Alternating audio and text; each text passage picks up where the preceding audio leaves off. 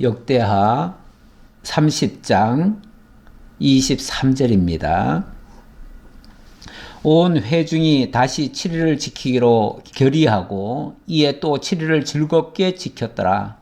유다 왕 히스기야가 수송아지 1000마리와 양 7000마리를 회중에게 주었고 방백들은 수송아지 1000마리와 양 10,000마리를 회중에게 주었으며 자신들을 성결하게 한 제사장들도 많았더라. 유다 온 회중과 제사장들과 레위 사람들과 이스라엘에서 온 모든 회중과 이스라엘 땅에서 나온 나그네들과 유다에 사는 나그네들이 다 즐거워하였으므로 예루살렘에 큰 기쁨이 있었으니 이스라엘 왕 다윗의 아들 솔로몬 때로부터 이러한 기쁨이 예루살렘에 없었더라.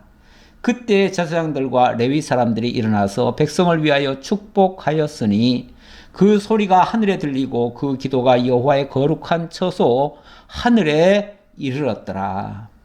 아멘. 온 회중이 다시 7일을 지키기로 결의했다. 다시 7일을 지키기로 결의했다. 자, 지금 정말 300여 년 만에 처음으로 유월절을 지켰습니다. 히스기야가 완전히 하나님께로 돌이키자고 개혁을 하고, 그리고 아버지가 망가뜨려 놓은 그 모든 성전을 깨끗하게 정결하게 회복하고, 그리고 북쪽에까지 사람을 보내가지고 전 국민 함께 유월절을 대대적으로 지켰습니다. 그렇게 유월절을 지키고 나니까 모든 사람이 너무너무 기뻐하는 거예요. 왕도 기뻐하고 온 백성들도 기뻐하고, 심지어 북쪽에서 내려온 그 이스라엘, 일종의 난민이라고 할 수 있죠. 왜냐하면 지금 북쪽 이스라엘은 멸망을 당했거든요. 멸망을 당하고 어찌 보면 목자 없는 양같이 백성들이 다 흩어진 상태, 마음이 다 그렇다는 거죠. 왜냐하면 나라가 망했고 지금 북이스라엘을 다스리는 왕이 없습니다. 그리고 아수르에 의해서 지배를 당하고 있는 상황입니다. 그러는 와중에 남쪽에서 함께 우리 하나님께로 돌이키자 하면서 불렀거든요. 그래서 다 내려온 건 아니지만 그래도 북쪽에서 일부가 내려왔습니다. 그래서 함께 유월절을 지키고 큰 잔치를 벌인 겁니다. 방금 제사를 일주일 동안 드렸는데 그 제사를 드리면서 얼마나 감격을 하고 얼마나 기쁘고 얼마나 즐거우면 우리 또 드립시다. 또 방금 일주일 동안이나 제사를 드렸는데 앞으로 일주일 더 드립시다. 그 얘기죠. 사실 말씀을 잘 깨닫고 나면요, 그 말씀의 재미가 이 세상의 그 어떤 재미보다도 더 좋습니다. 실제로 큰 그런 이제 행사가 있어가지고 그렇게 하고 나면요, 사실은 너무너무 감격이 돼가지고 마치는 것이 아깝습니다. 그래서 또 하고 싶고 또 하고 싶고, 그래서 사람들이 가지를 않아요. 이런 장면은 옛날에는 그런 장면들이 참 많았던 것 같아요. 지금도 가끔씩 그 신학교에서도 좀 그런 느낌을 받을 때가 있고요. 저 선교 현장, 지난번에 우리 캄보디아 한번 다녀왔잖아요. 그런 현장에서는 복음을 전하고 나면 보통 적어도 한 3, 4일은 집중적으로 그 말씀을 선포하거든요. 아침, 오후, 저녁 이렇게 연속으로 말씀을 증거하는데, 그것도 막 2시간씩 하잖아요. 2시간씩 잠시 쉬고 오전에 2시간, 오후 2시간, 저녁에 2시간, 막 이런 식으로 합니다. 그렇게 해서 며칠을 했는데, 끝나고 나면 빨리 끝나고 빨리 헤어질 생각을 하는 게 아니라 아쉬워서 내일 더 했으면 좋겠다. 한 번 더 했으면 좋겠다. 이런 생각들을 합니다. 말씀에 대한 갈급함이 있는 거죠. 그런데 우리는 이미 사실은 좀 다들 배가 좀 불렀지요. 말씀에 어찌 보면 너무 말씀이 풍성했지요. 그래서 이제 우리에게는 더 이상 그렇게 말씀의 갈급함은 잘 없는 것 같아요. 제 기억에도 제가 신학교 처음 다닐 때나 아니면 그 전에는 보통 집회를 하면은 적어도 4박 5일 정도의 집회를 했습니다. 그것도 좋은 환경에서가 아니라 들판에다가 텐트 쳐놓고 그리고 직접 밥을 해 먹어 가면서 그렇게 사경회를 했어요. 그렇게 사경회를 하는데 그게 얼마나 그게 감격이 되고 정말 은혜가 되는지 끝나고 나서도 그 여운이 한참 동안 남습니다. 그래서 그 다음 집회 때는요, 더 많이 모입니다. 더 많이. 예, 한 번 하고 질리는 게 아니라, 그날이 빨리 왔으면 좋겠다. 그래서 제가 그 신학교 다닐 때만 해도, 그때 5월 사경에, 8월 사경에, 그리고 12월 사경회가 있었는데, 그때도 정말 그날을 어찌 보면 기다리는 듯이 그렇게 했습니다. 그때 사실 신학생들은 엄청 고생을 했거든요. 왜냐하면 다른 성도들 오기 전에 먼저 선발대로 가가지고 천막 쳐야지요. 모든 걸 준비를 다 해놔야 됩니다. 그거 하느라고 엄청 힘이 듭니다. 그럼에도 불구하고 즐겁게 그 일을 했던 기억이 납니다. 예, 지금 유다 백성들이 정말로 얼마나 오랜만에 이 감격스러움을 느끼는지 몰라요. 예, 그래서 그 25절에도 보니까 유다 온 회중과 제사장들과 레위 사람들과 이스라엘에서 온 모든 회중과 이스라엘 땅에서 나온 나그네들과 유다에 사는 나그네들이 다 즐거워하였으므로 뭐 어떤 사람은 즐겁고 어떤 사람은 불만이었고 이러지 않고요. 모두가 다 기뻐했다. 이것도 일주일 제사 드리고 나서 너무 감격스러워서 또 일주일을 드리면서 그 일주일을 또 이렇게 감격스러웠다 했다 그 말이죠. 26절에 보니까 예루살렘에 큰 기쁨이 있었으니 이스라엘 왕 다윗의 아들 솔로몬 때로부터 이러한 기쁨이 예루살렘에 없었더라. 예, 솔로몬 시대 때로부터 지금까지도 정말 이렇게 감격스러운 때는 처음이다 그 말이죠. 처음이다. 예, 정말 이런 것이 심령의 그야말로 부흥이죠. 이런 거를 생각하면서 소위 심령 부흥회 이렇게도 하는 사람들이 있습니다. 그걸 사모해서 또 일부러 그런 데를 또 찾아다니는 사람도 있긴 있어요. 그런데 육적으로 즐기자고 하는 일이 아니잖아요.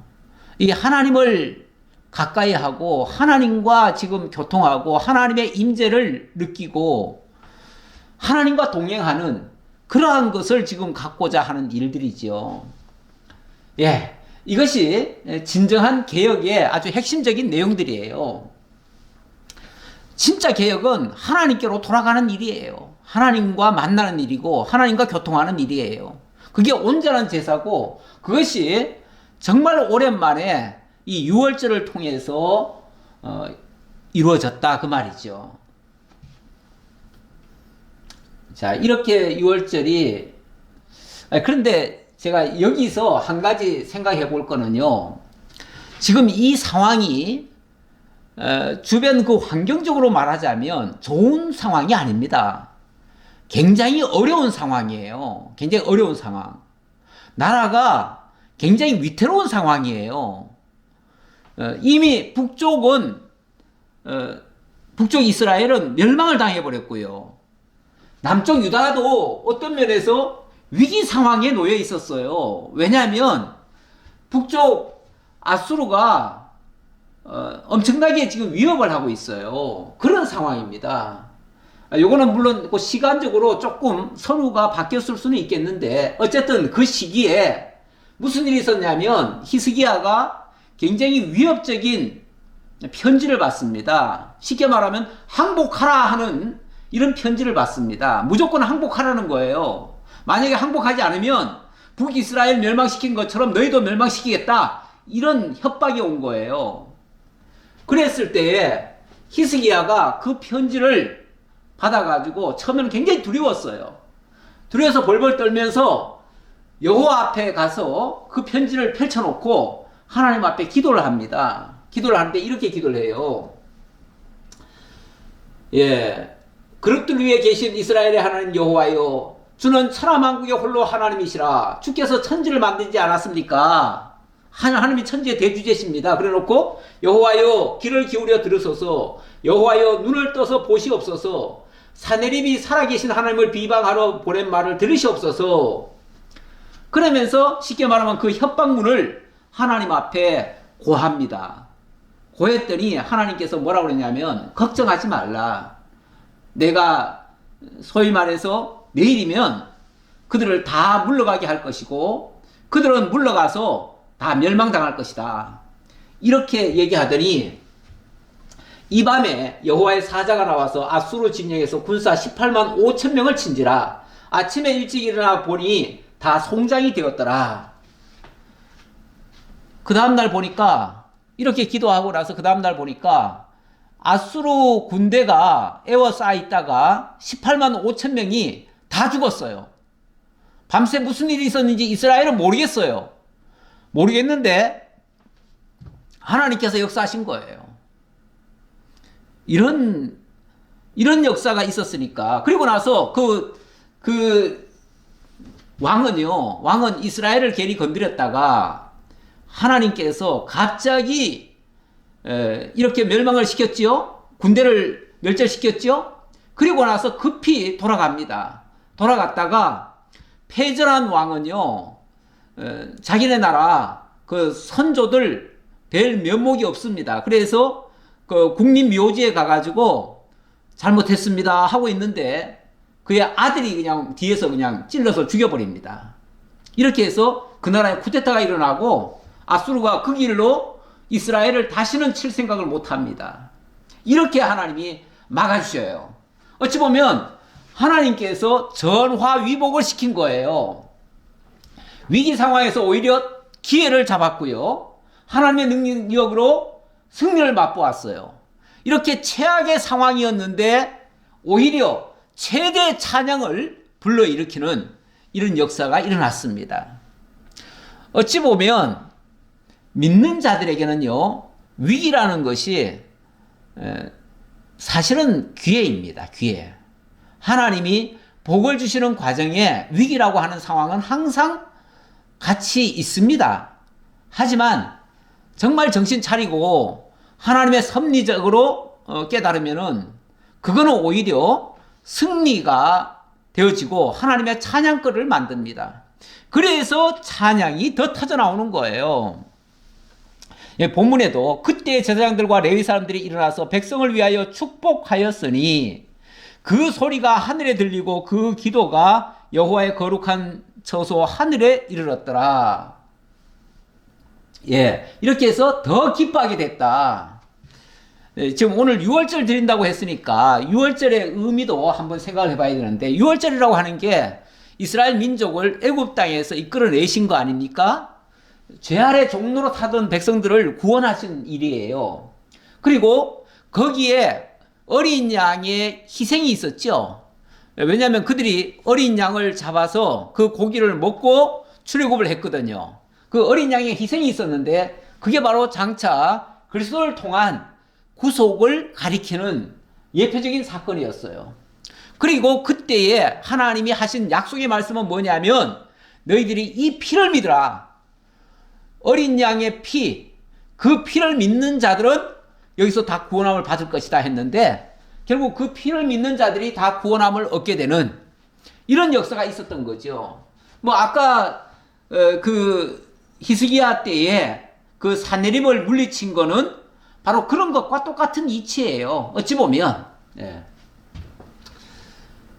그래서 결국 이 유월절이라고 하는 것은 장차 그리스도를 가리킨 것과 같다. 그 얘기고요. 그래서 그것과의 그 상관성을 설명하려고 이 말씀을 하나 가져왔습니다. 이건 참고로 읽고 넘어가겠습니다. 무교절의 첫날, 곧 유월절 양 잡는 날에 저희들이 예수께 여짜오되 우리가 어디로 가서 선생님께서 유월절 음식을 잡수게 하기를 원하시나이까 했더니 예수님이 결국은 그 한 집을 가리키면서 거기서 유월절을 먹자 하면서 그때 그 유월절 떡과 포도주를 나눠주시면서 하시는 말씀이 예수께서 떡을 가지사 축복하시고 떼어 제자들에게 주시며 이르시되 받으라 이것은 내 몸이라. 그리고 잔을 주시면서 이거는 많은 사람을 위하여 흘리는 나의 피, 곧 언약의 피다. 이렇게 말씀하시죠. 그래서 구약의 유월절은 바로 예수 그리스도를 통한 온전한 구원, 그거를 가리키고 있다. 그 말씀이죠. 자, 그 정도로 설명을 드리고 31장으로 넘어갑시다. 31장에는 이 일을 통해서 자, 여기서 엄청난 지금 감격들이 나온 거 아닙니까? 모든 사람들이 이 감격을 느끼면요, 그 감격의 파도가 그 주변을 다 집어삼킵니다. 많은 사람이 감동을 하면요, 거기 몇몇 사람들이 예를 들어서 좀 불만 세력이 있다 하더라도 그들이 함께 그 감동의 파도 속에 함께 휩싸이죠. 그래서 우리가 교회를 통한 하나님의 말씀을 같이 나누고 교제하면서 이렇게 공유하는 것, 이게 굉장히 좋습니다. 원래 이 말씀을 통해서, 그래서 사실은 말씀을 듣고 깨달으면은 함께 그것을, 그 기쁨을 같이 나누는 것도 필요해요. 그러면은 그 감동의 도가니가 나에게만 있는 것이 아니라 함께 다 퍼지는 거죠. 어찌 보면 북쪽 이스라엘에서 온 사람들은 좀 서먹서먹하지 않았겠어요? 남쪽에서 지금 어떤 행사를 하는데 북쪽 사람들이 참여를 했습니다. 어찌 보면 그들은 좀 생소할 거예요. 그들은 지금 남쪽 유다에서 지금 벌어지고 있는 이 행사가 익숙치 않아요. 그나마 남쪽에서는 그래도 하나님께 제사하는 일들이 그동안 계속 있어 왔기 때문에 어느 정도 유월절의 의미를 알려주면 그걸 알고 같이 기쁨으로 동참을 하지만 아마 북쪽에서 온 사람들한테는 굉장히 생경했을 거예요.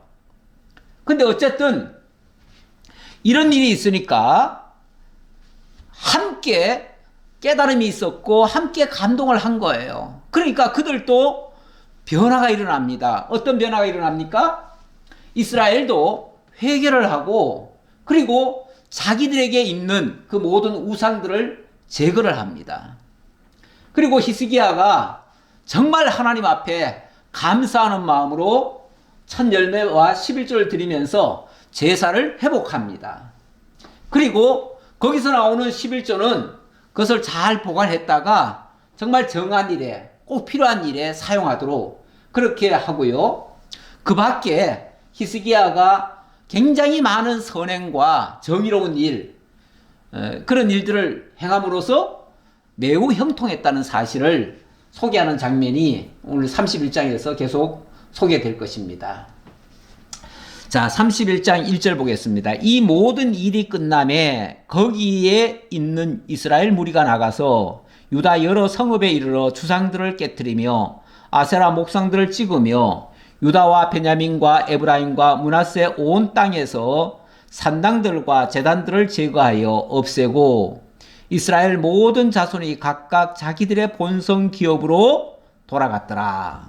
자, 이스라엘에서 온 사람들도 함께 감동을 하고 너무 기뻐가지고 진정으로 하나님 앞에 회개하는 마음, 그리고 그 회개라고 하는 것은 그냥 마음으로만 회개하는 것이 아니라 실제로 바꾸는 작업이 일어나지요. 그 바꾸는 작업이 뭐냐면 우상을 깨트리는 겁니다. 그동안 자기네들이 섬겨왔던 주상과 목상들을 깨트리고, 그리고 산당과 제단들, 그 우상의 원흉들이 쉽게 말하면 저 산당들 아닙니까?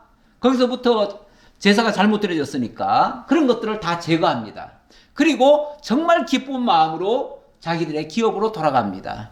기업으로 돌아간다고 하는 것은 기쁨을 가지고 돌아갔기 때문에 그들이 언제라도 하나님께로 다 돌아올 수 있는 그런 발판이 마련되는 겁니다. 매우 좋은 거죠. 예, 제대로 깨닫고 나면 이렇게 회개의 역사가 일어납니다. 오늘 우리도 진정으로 하나님을 바르게 깨닫고 나면 거기서 감격이 나오고 감동이 일어나고, 그렇게 되어지면 우리들의 삶도 사실은 바뀌어질 수 있습니다. 우리가 예수를 믿고 나 구원받았네 하면서도 전혀 바뀌지 않는 것은 진짜 그 감동이 삶으로 나오지 않는 겁니다. 그런 것은 온전한 회개가 지금 못하고 있다는 뜻이기도 합니다. 우리가 정말로 우리가 구원을 받았고 정말 하나님의 사람으로 바뀌었다면 우리의 삶도 사실은 바뀌어지는 것이 맞지요. 생각도 바뀌어져야 되고요. 그래서 골로새서에서 보면 우리 믿는 자들이 어떻게 바뀌었는가, 어떻게 정말 우상 제거를 해야 되는가에 대한 말씀을 잠깐 소개하자면, 그러므로 너희가 그리스도와 함께 다시 살리심을 받았으면 위의 것을 찾으라. 자, 우리가 진정으로 하나님의 그 은혜를 입고 구원함을 받았다면 이제 우리가 추구할 것은 땅의 것이 아니라 저 위의 것을 추구하자, 그 말이죠. 왜냐하면 우리를 구원하신 그 주님이 지금 그곳에 계시잖아요. 그곳에 계서 우리를 지금 부르시고 우리에게 땅의 것을 생각하지 말고 위의 것을 생각하도록 인도하시잖아요. 거기는 그리스도께서 하나님 우편에 앉아 계시느니라. 위의 것을 생각하고 땅의 것을 생각하지 말라. 이는 너희가 죽었고 너희 생명이 그리스도와 함께 하나님 안에 감추어졌습니다. 왜 우리가 위의 것을 찾아야 되냐면 땅의 것은 이미 죽은 상태다. 우리가 하나님의 자녀로 거듭난 겁니다. 거듭났다면 이 땅의 신분에서 하나님의 나라 신분으로 바뀐 겁니다. 그래서 어떻게 보면 이 땅에서는 우리가 죽은 거나 마찬가지예요. 그래서 그리스도 안에 이미 우리가 들어간 자들이기 때문에 너희 생명이신 그리스도께서 나타나실 그때에 너희도 그와 함께 영광 중에 나타나리라. 그러므로 땅에 있는 지체를 죽이라. 그러므로 우리가 이 땅에 사는 동안에 더 이상 땅의 것에 연연하지 말고 위의 것을 추구하며 살아야 되는데, 그러려면은 땅의 것들은 자꾸자꾸 죽여나가야 된다, 그 말이죠. 죽여나가야 되는데 어떤 것이 땅의 것들인가? 곧 음란과 부정과 사욕과 악한 정욕과 탐심이니 탐심은 우상 숭배니라.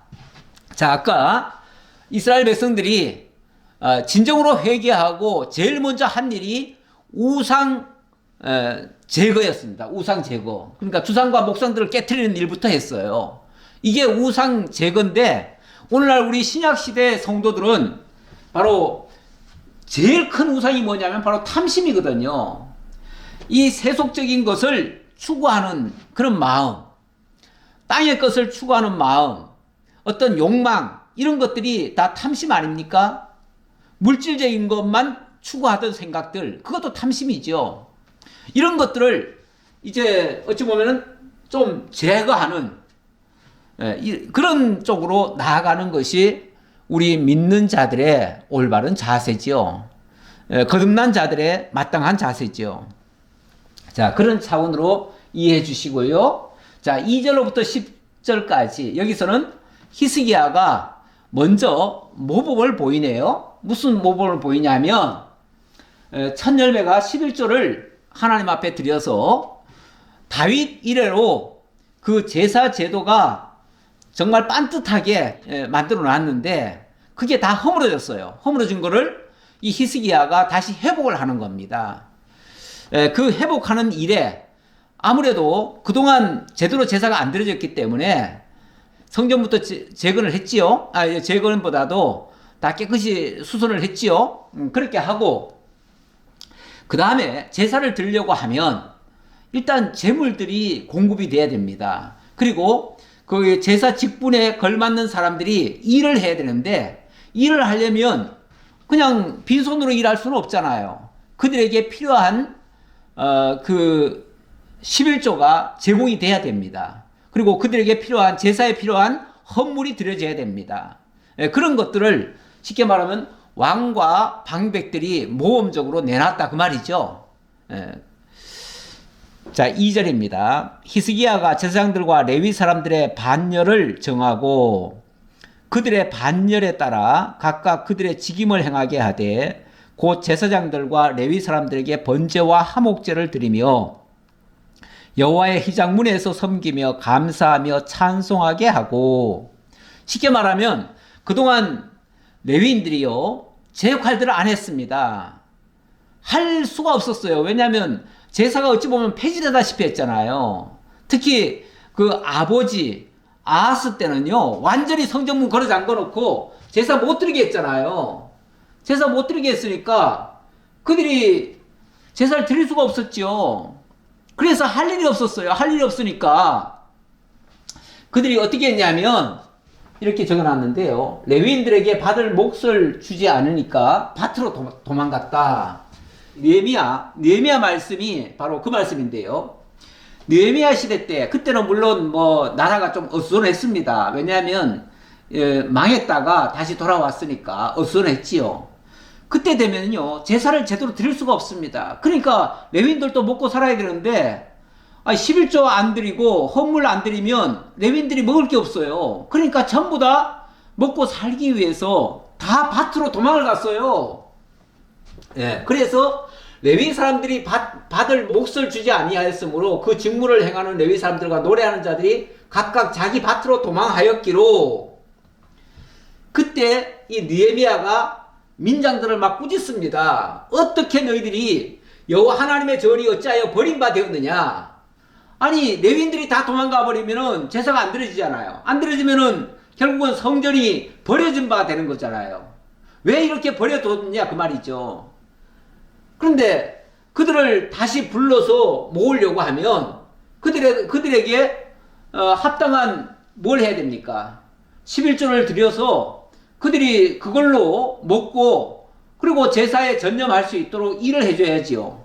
그래서 이에 온 유다가 곡식과 새 포도주와 기름의 11조를 가져다가 곡간에 드림으로 내가 제사장 셀레몬과 서기관 사독과 레위 사람 부대를 창고지기로 삼고, 이렇게 해서 이거를 제도적으로 다시 만들었다 그 얘기인데, 이때도 마찬가지입니다. 지금 이때도 아하스가 제사를 폐지했기 때문에 레위인들이 먹고 살 수가 없어요. 그러니까 제사 드리는 사람이 다 사라져 버렸어요.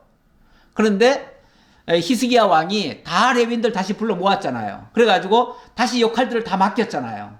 맡기고 그들에게 필요한 그 헌물들과 11조를 내도록 그렇게 제도를 다시 고쳤다 그 말이죠.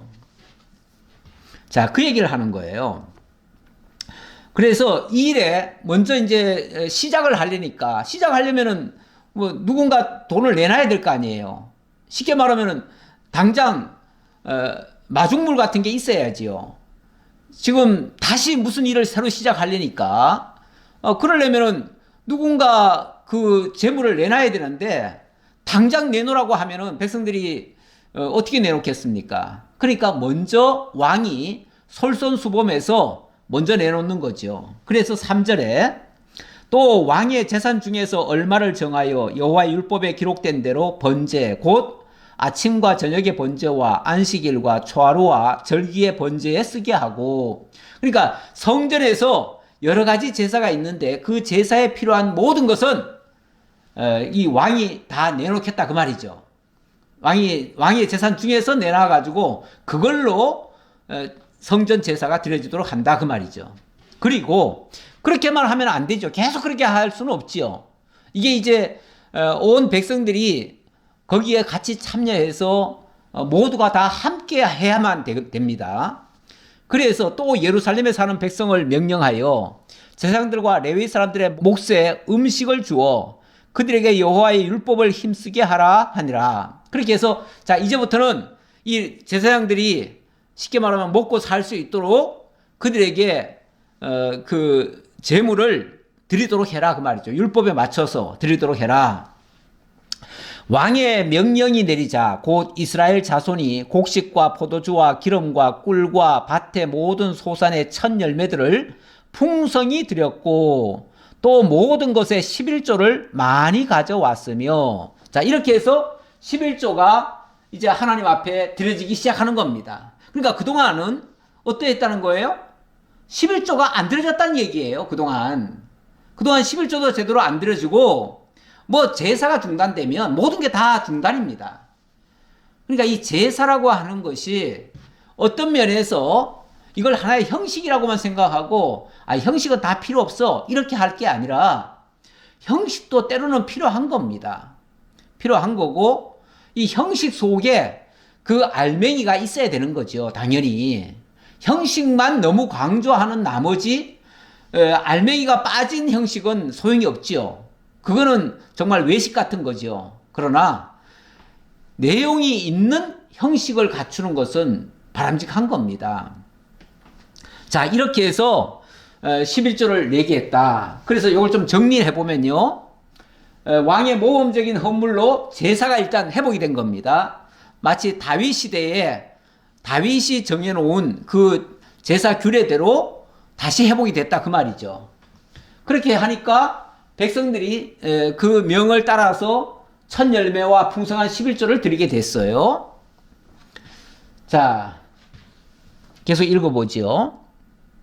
유다 여러 성읍에 사는 이스라엘과 유다 자손들도 소와 양의 11조를 가져왔고 또 그들의 하나님 여호와께 구별하여 드릴 성물의 11조를 가져왔으며 그것을 쌓아 여러 더미를 이루었는데 그동안 못 드리던 11조를 갑자기 가져오라고 하니까 얼마나 많이 가져왔는지 이것을 마치 뭐 더미로 쌓듯이 그렇게 많아졌다 그 말이죠.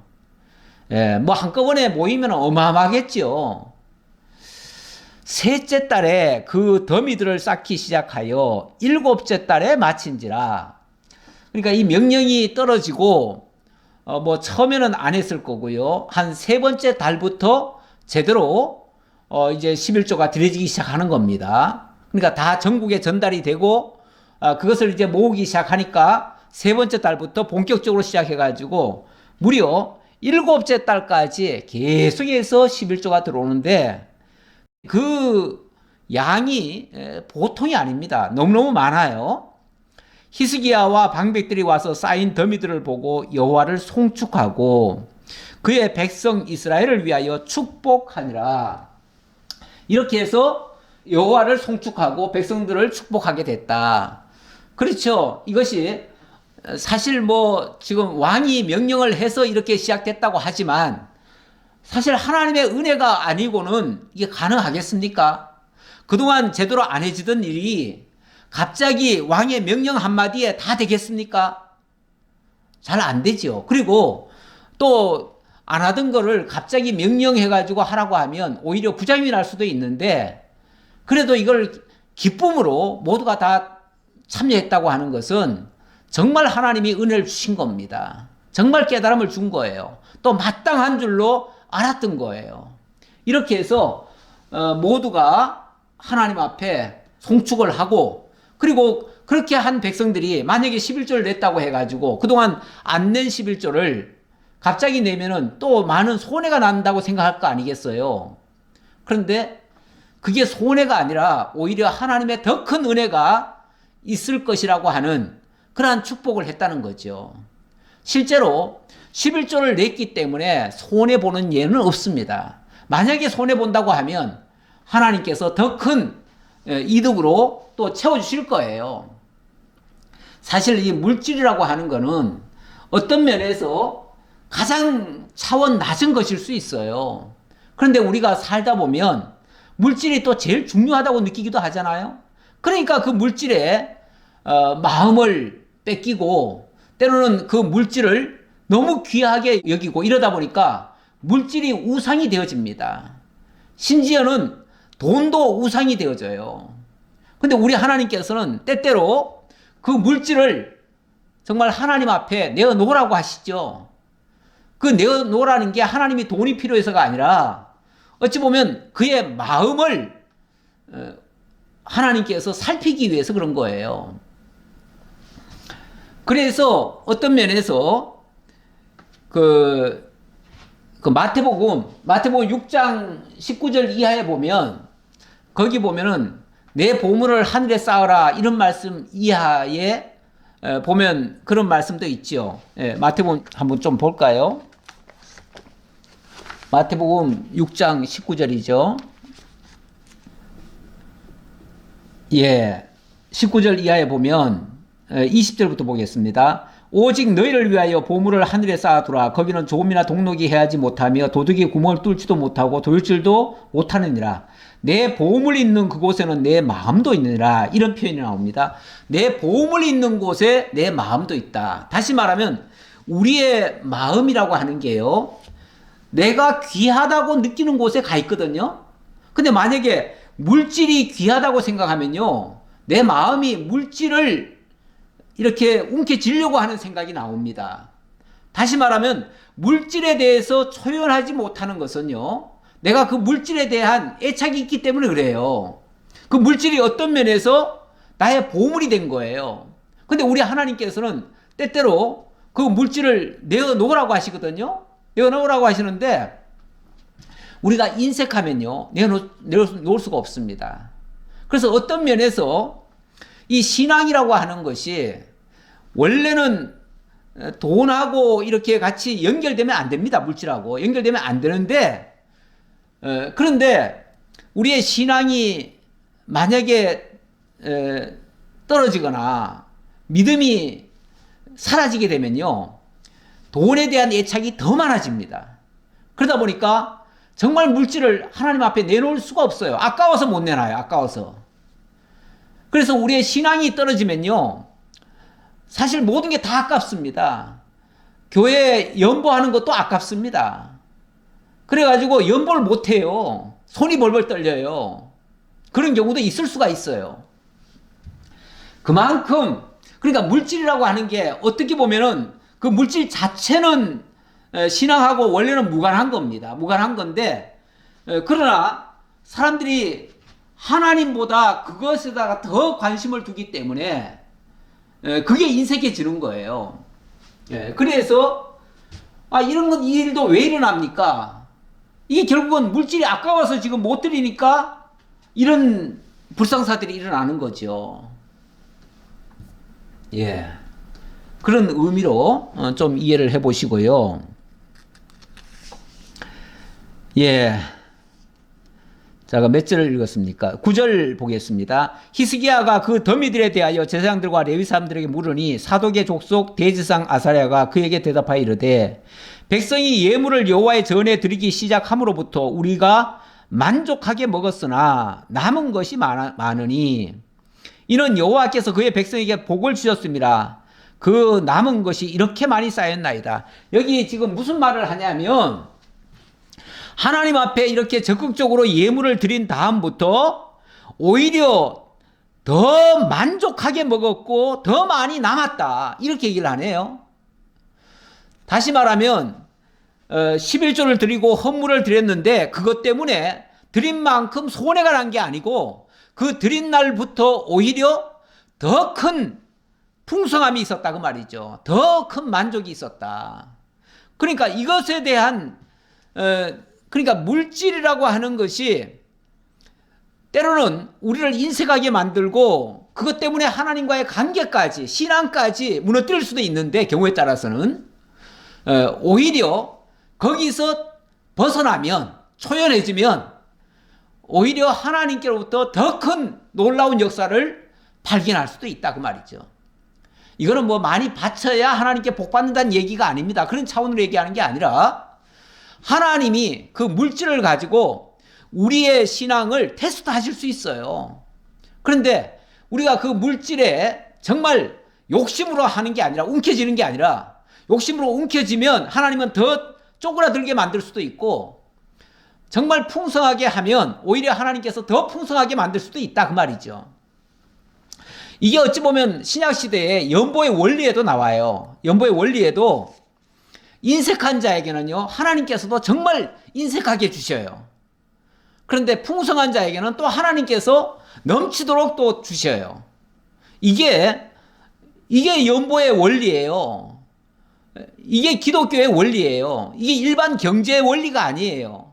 경제 원리야 아끼면은 부자 되죠. 아끼면은 더 잘 살지요. 그러나 우리 연보 같은 거는 그렇지 않다는 거죠. 하나님 앞에 어떻게, 왜냐하면 이 물질이라고 하는 곳에도 나의 관심이 있잖아요. 그럼 그 관심이라고 하는 게 결국은 우리의 마음이고, 그 마음을 하나님은 받으시길 원하시거든요. 근데 물질을 정말 인색한 마음이 들어가지고 못 드린다는 것은 결국은 우리의 마음도 안 드린다는 얘기가 돼요. 그러니까 그게 결국은 하나님 앞에 시험에 걸리는 셈이에요, 결과적으로. 자, 11절부터 그래서 우리가 조금 신앙과 물질 그리고 연보의 상관관계를 다시 한번 좀 생각을 해보자는 의미에서 말씀을 드렸고요. 자, 이제 11조의 그 용도와 목적을 설명하기 위해서 11조를 잘 보관했다가 이거는 정한 일에 써라, 이렇게 하시는 말씀이 되겠습니다. 자, 11절 보겠습니다. 그때 히스기야가 명령하여 여호와의 전 안에 방들을 준비하라 하므로 그렇게 준비하고 성심으로 그 예물과 그 11조와 구별한 물건들을 갖다 두고 레위 사람 고냐냐가 그 일의 책임자가 되고 그의 아우 시므이는 부책임자가 되며 여이엘과 아사시아와 나학과 아사엘과 여리목과 요사박과 엘리엘과 이스마가와 마학과 분야야는 고냐냐와 그의 아우 시므이의 수하에서 보살피는 자가 되니 이런 히스기야 왕과 하나님의 전을 관리하는 아샤랴가 명령한 바이며, 쉽게 말하면 적절한 일꾼들을 세워서 그 11조 관리를 잘했다, 그 재정 관리를 잘했다, 그 말이죠. 동문지기 레위 사람 임나의 아들 고레는 즐거이 하나님께 드리는 예물을 맡아 여호와께 드리는 것과 모든 지성물을 나눠주며, 이제 어느 제사 드릴 때마다 그것을 적절히 분배하는 일을 해줬다, 그 말이죠.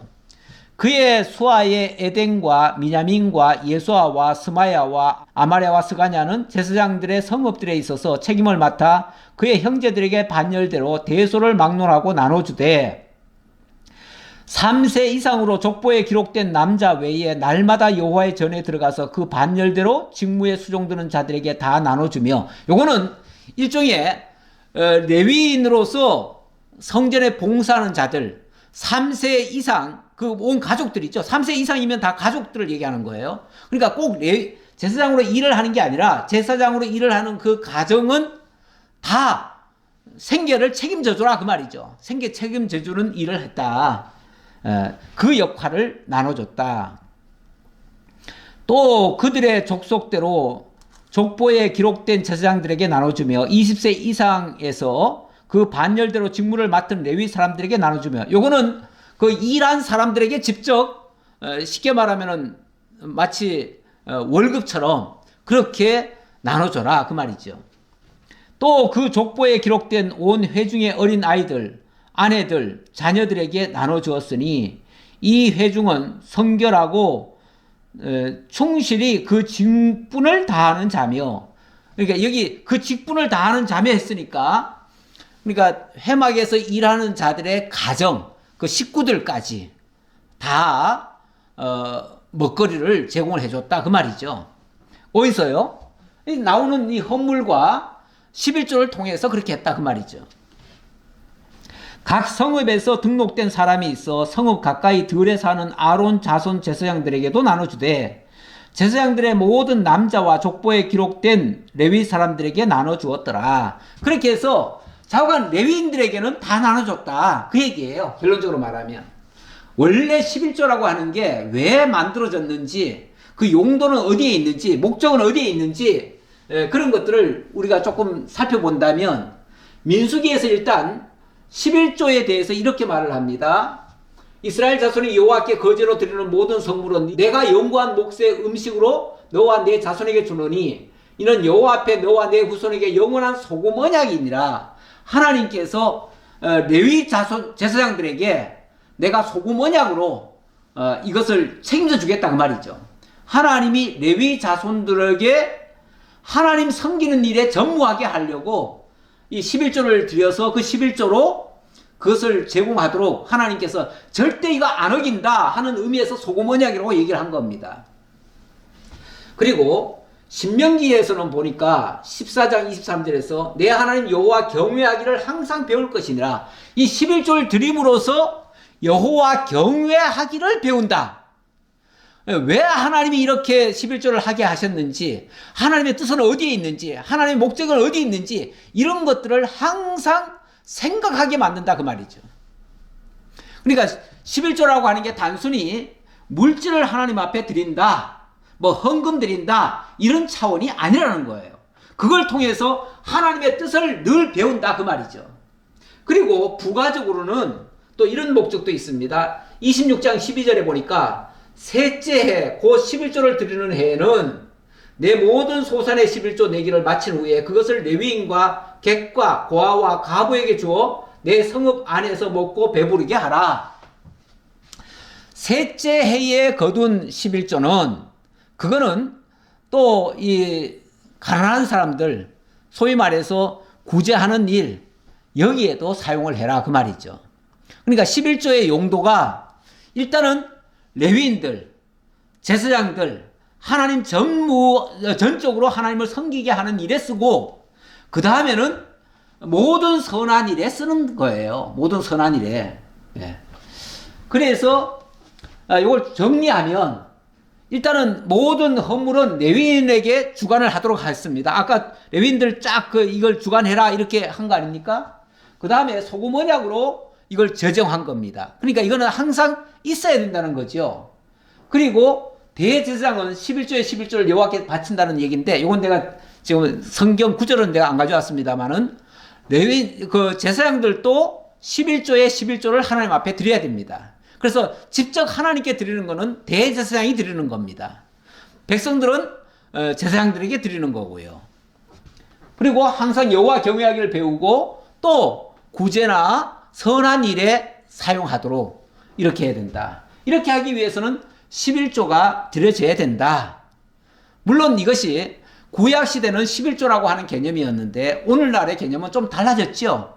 왜냐하면 지금은 율법 아래서 하는 게 아니고 정말 자원하는 마음으로 해야 되기 때문에, 그래서 11조는 그리스도 예수를 통해서 온전히 하나님 앞에 대제사장, 영원한 대제사장이신 우리 주 예수 그리스도께서 온전히 드려졌기 때문에 지금 우리가 물질적 11조는 아니지만, 그러나 우리 하나님께서 하시는 이 선한 목적대로는 연보가 되어져야지요. 이 연보는 이제는 뭐 10분의 1이라고 하는 이런 계산을 해가지고 또 뭐 자를 대고 뭐 다리 줄을 그어 가지고 요 밑으로 지나가는 거는 하나님께 바쳐라 뭐 이런 식으로 하는 게 아니라, 그거는 어찌 보면 초등학생들한테 시키는 일이죠. 지금 우리는 초등학생이 아니라 이미 장성한 분량에 있는 신앙인들입니다. 그런 자들은 정말 마음으로 깨닫고 정말 감동하는 상태에서 하나님 앞에 드려져야 되는 거죠.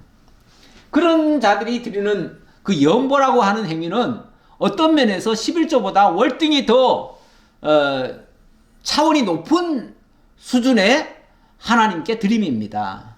그러니까 이거는 11조와 바로 이 꼬르로 연결하면 안 되고요. 어떤 면에서 그거보다 더 월등히 더 뛰어나는 그런 연보입니다. 예. 20절로 21절. 자, 마지막 말씀입니다. 히스기야가 온 유다에 이같이 행하되 그의 하나님 여호와 보시기에 성과 정의와 진실함으로 행하였으니, 그가 행하는 모든 일 곧 하나님의 전에 수종드는 일이나 율법이나 계명이나 그의 하나님을 찾고 한 마음으로 행하여 형통하였더라. 이렇게 해서 매우 히스기야가 한 모든 일들이 아름답게 만들어지고 그 일로 말미암아 정말 하나님도 기뻐하시고 온 백성들도 즐겁게 참여하고 이렇게 해서 모든 일이 형통했다. 사실 이 국가라고 하는 것은요, 지도자와 백성들의 마음이 일치되면요, 세상 그 어느 것도 무섭지 않습니다. 어떤 강한 나라도 무섭지 않습니다. 어떤 두려운 것도 다 해낼 수 있습니다. 다 이겨낼 수 있고요. 그래서 정말 그 지도자는 그래서 백성들의 마음을 정말 그 위로해야 되고요. 백성들과 싸우면 안 됩니다. 어떤 경우에도 백성들과 싸우면 안 되고요. 백성들을 지배하고 자기가 통치하고 이렇게 하려고 하면 안 됩니다. 정말 그들을 섬기는 마음으로 그들을 위하는 자세로 있으면요, 백성들도 알잖아요. 정말 왕이 우리를 위해서 이렇게까지 한다, 우리도 같이 참여하자 해가지고 마음이 일치돼요. 이렇게 되어지면 모든 것이 형통해지는 거죠. 히스기야의 하는 일들이 정말 선행이었고 정의였고 그리고 진실했다, 그 말이죠.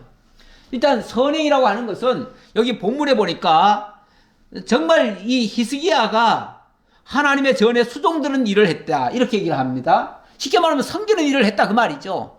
왕이 백성들을 섬기는 일을 합니다. 그게 선행이죠. 정의는 율법이나 계명을 지키는 일이에요. 여기는 율법이나 계명에 하나님을 찾았다 그러잖아요. 진실하다고 하는 것은 이게 하나님 중심으로 해가지고 하나님을 찾고 한 마음으로 행하는 일이에요. 여기에 참여하는, 여기에 필요한 것을 온 백성들이 함께 내고 이렇게 했는데, 사도행전에 보니까 신약적 개념에 어찌 보면 구약에는 11조라고 하는, 헌물과 11조라고 하는 그런 율법에 의한 것을 했지만 신약은 그게 아니잖아요. 신약은 우리가 마음을 같이 다 내놓고 하는 거예요. 그래서 사도행전 2장 44절에 보니까 믿는 사람이 다 함께 있어 모든 물건을 서로 통용하고, 이제 신약 시대는 더 이상 11조 내라 이렇게 강요하지 않습니다. 그렇게 강요하는 부분은 없어요. 제자들도 11조를 강조한 적이 없습니다. 한 번도. 오히려 고린도 9장에 보면 그 연보를 얘기했고, 그리고 사도행전에서는 어찌 보면 유무상통하는 이런 모습을 보여줬어요. 그래서 재산과 소유를 팔아 각 사람의 필요를 따라 나눠주며 날마다 마음을 같이하여 성전에 모이기를 힘쓰고 집에서 떡을 떼며 기쁨과 순전한 마음으로 음식을 같이 나눠 먹고, 또 하나님을 찬미하며 온 백성에게 칭송을 받으니 주께서 구원받는 사람을 날마다 더하게 하시니라. 4장 32절에는 믿는 무리가 한 마음과 한 뜻이 되어 모든 물건을 서로 통용하고 자기 재물을 조금이라도 자기 것이라 하는 이가 하나도 없더라. 아니, 자기 재산과 소유를 팔아서 각 사람의 필요를 따라 나눠주고 전부 다 어찌 보면 다 전 재산을 다 내놓다시피 하는데, 이게 무슨 11조를 내고 이런 차원이겠습니까? 오히려 그 이상이죠. 내 것을 내 것이라 하지 아니하고 함께 쓰는 차원. 물론 이거를 좀 더 잘못 이해하시면은 뭐 전 재산 다 가져와라 이렇게 또 오해할까봐 걱정인데, 그런 차원은 아닐지라도 최소한 뭐 11조를 내야 됩니까 말아야 됩니까 이렇게 말하는 거는요, 그거 내기 아까워서 하는 소리 아닙니까? 솔직히 말하면은 우리가 정말 자기 전 재산을 다 팔아서 하나님 앞에 같이 내어놓고 같이 유무상통할 정도면은 이거야말로 진정한 연보의 정신 아닙니까? 연보라고 하는 것은 우리 주님께서 부여하신 그가 자기의 모든 것을 다 희생하심으로 가난한 자들을 다 부욕케 하신 일이거든요. 거기서부터 연보의 원리가 나오는 겁니다. 그래서 하나님께서 있는 자에게는 좀 더 내놓게 하시고 없는 자는 구제를 받게 하시고, 이렇게 해서 교회 안에 모든 성도가 서로 부족함이 없이 풍족하게 선한 일에, 여기 보니까 선과 정의와 진실함에 힘쓰도록 하는 일, 거기에 우리가 함께 참여하면 그게 진정한 연보 생활이고 신약교회의 성도의 올바른 생각입니다. 그러다 보니까 이제는 어떤 날 또는 어떤 연보, 어떤 뭐 그런 거에 매이지 말고요. 우리가 여기 보니까 나를 중히 여기는 것도 주를 위하고 먹는 것도 주를 위한다. 마찬가지로 연보하는 것도 주를 위하여. 이제 더 이상 누구를 위해서가 아니라 우리 중에 누구든지 자기를 위하여 사는 자가 없고 자기를 위하여 죽는 자도 없도다. 우리가 살아도 주를 위하여 살고 죽어도 주를 위하여 죽나니 그러므로 사나 죽으나 우리가 주의 것이로다. 우리의 전 모든 것이 정말 하나님께 드려지는 삶, 그게 진정한 연보의 삶이고 그런 삶이 우리 신약교회 성도들의 진정한 신앙의 삶입니다. 기도하겠습니다. 아버지 하나님 감사합니다. 오늘도 히스기야의 온전한 개혁을 통해서 올바른 제사가 드려지고 그로 말미암아 또 모든 백성들도 즐겁게 11조와 헌물을 드리고 함께 제사 드리며 너무나 기뻐하는 이 성전 제사가 드려졌다는 것 오늘도 깨달았습니다. 저희도 하나님을 바르게 깨닫고 하나님을 올바로 경외하는 저희 모두가 되게 하옵소서. 함께 해주심을 감사드리옵고 예수님 이름으로 기도하옵나이다. 아멘.